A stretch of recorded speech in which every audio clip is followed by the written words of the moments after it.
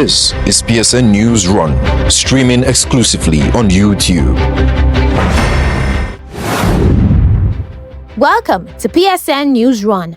Our top stories. Vice President Kashim Shettima unveils Nigeria's 10-year agricultural plan. And over 650 children die from malnutrition in Katsina State. Stay with us for details of this and more stories.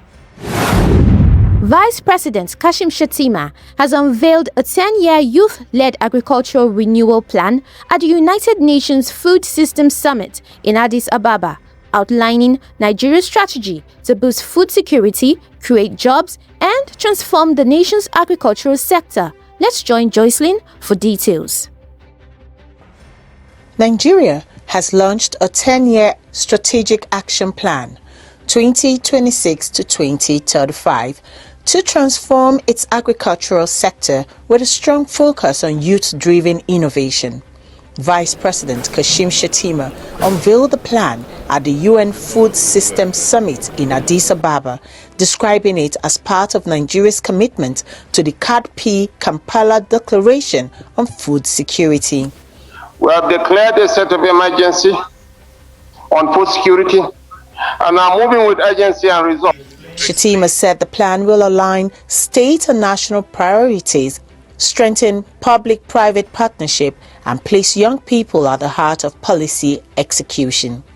The federal government has recapitalized the Bank of Agriculture with 1.5 trillion naira to support youth farmers and agri-cooperatives with affordable loans.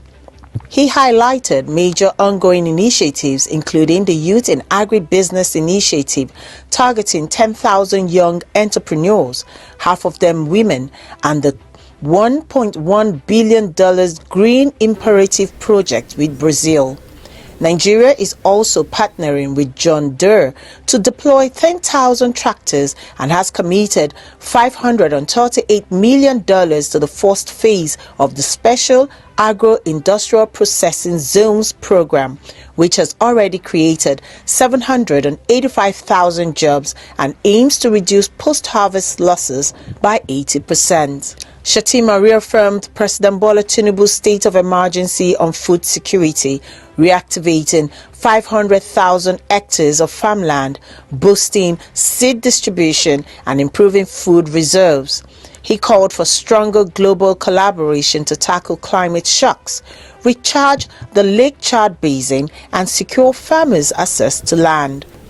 UN Deputy Secretary General Amina Mohammed praised countries like Nigeria's embedding resilience in food systems, but warned that over 37 million children face acute malnutrition, urging long-term transformation over short-term fixes.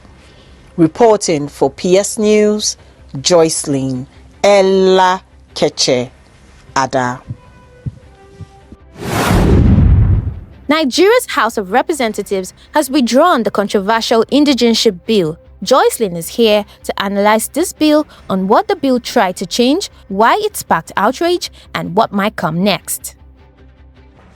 In Nigeria, many opportunities like scholarships, public jobs, and even political positions are tied to being an indigene. This means your family must come from that community originally, regardless of whether you actually live there. The now withdrawn indigenship bill tried to change that by allowing long-term residents or those married into a community to also claim indigent status. This would have given them equal local rights instead of being treated as outsiders.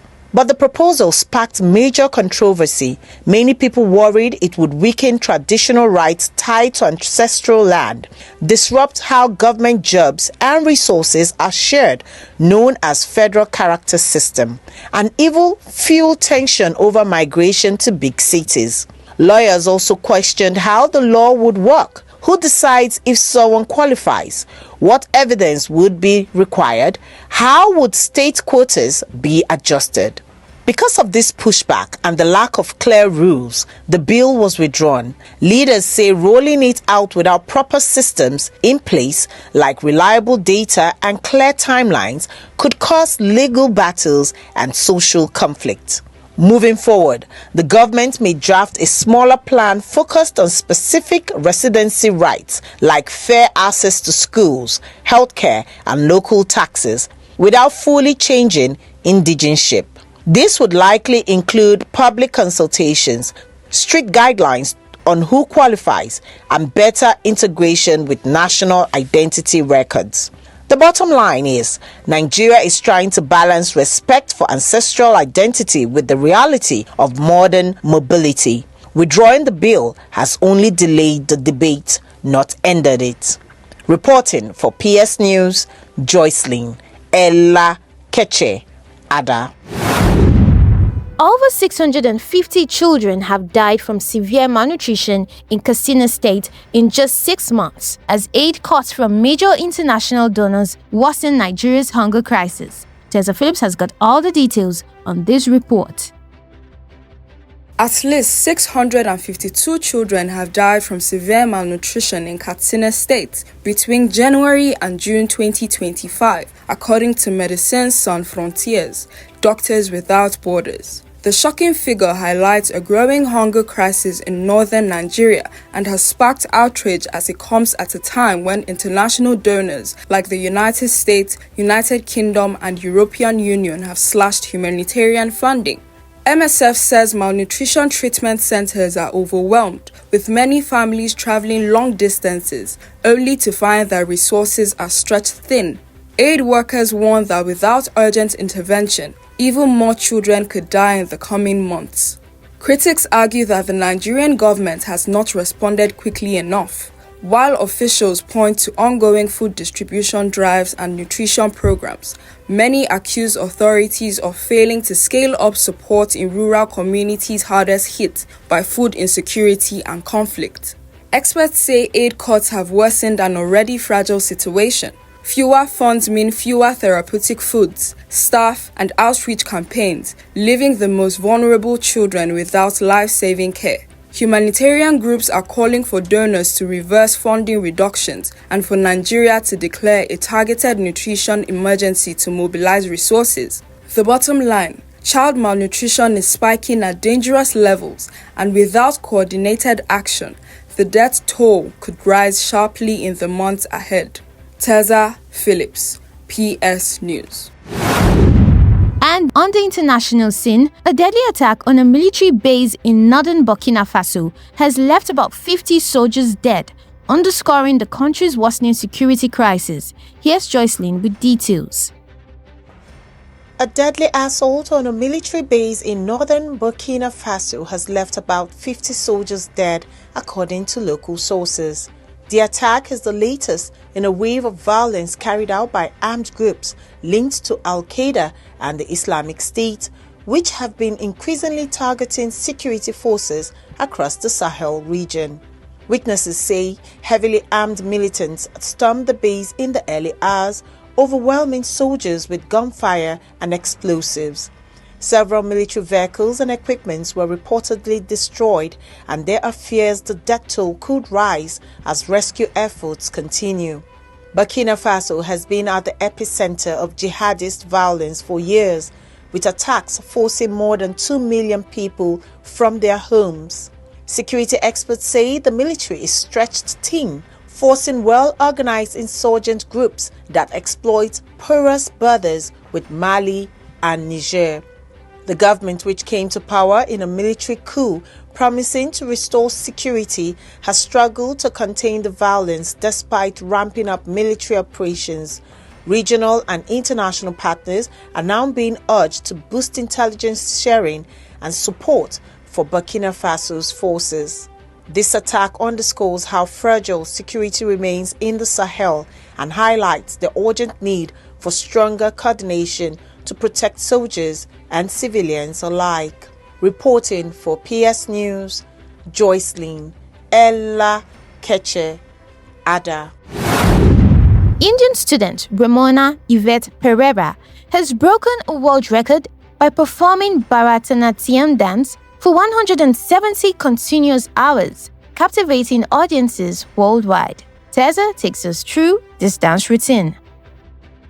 In Mangaluru, India, University student Ramona Yvette Pereira has set a new world record after performing Bharatanatyam, a traditional Indian classical dance, for an astonishing 170 continuous hours. The marathon performance began on July 21st and ended on July 28th, making it the longest uninterrupted classical dance performance ever recorded.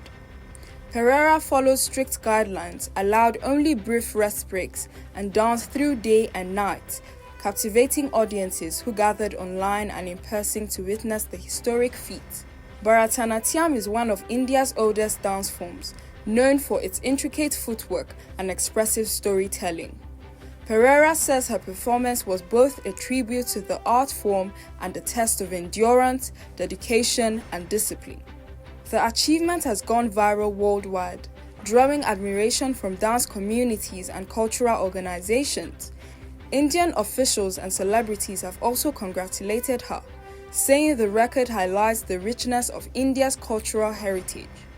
Pereira's incredible determination has not only earned her a world record, but also shone a global spotlight on India's classical arts. Tessa Phillips, PS News. And on sports, let's join Samuel as he brings us up to date on Nigeria's under-19 boys table tennis victory, major football transfer news, and other sport news. Nigeria's boys, the under-19 table tennis team, has secured a place in the 2025 ITTF World Youth Championship in Romania after an impressive run at the African Youth Championship in Lagos. The team fought back from behind to defeat Egypt 3-2 in the semi-final before edging defending champions Tunisia by the same score line in the final. In the decisive final, Tunisia Wassim Esse won 2 tough matches, but Nigeria held their nerve. Abdul Basit Abdul Fattah sealed the title with a dominant 3-0 victory over Mohamed Kalaufi. In the girls under-19 category, Egypt swept past Nigeria with a 3-0 win in the final, earning their 4th straight title and Africa's only ticket to the World Youth Championships. Bayern Munich has completed the signing of Colombian forward Luis Diaz from Liverpool for a fee reportedly rising to 75 million euros. The 28-year-old has signed with the Bundesliga giant until 2029. Bayern CEO Jan Christian Dressen described Diaz as one of the best left wingers in the Premier League, while Diaz expects excitement about his move, promising to contribute with his skill and character. Turkish giants Galatasaray are reportedly close to signing Nigerian striker Victor Osimhen from Napoli in a deal worth 75 million euro. Osimhen is expected in Istanbul for a medical on Thursday. The deal includes performance-related bonuses and a 10% sell-on clause in favor of Napoli. Ademola Lookman has rejected Atalanta's latest contract offer worth 5 million euros per season, reinforcing his desire to join Inter Milan. Atalanta CEO Luca Bocassi said, "Lookman wants to leave since a long time ago. We have a proposal from Inter, but it's up to us to decide the timing and valuation for our players."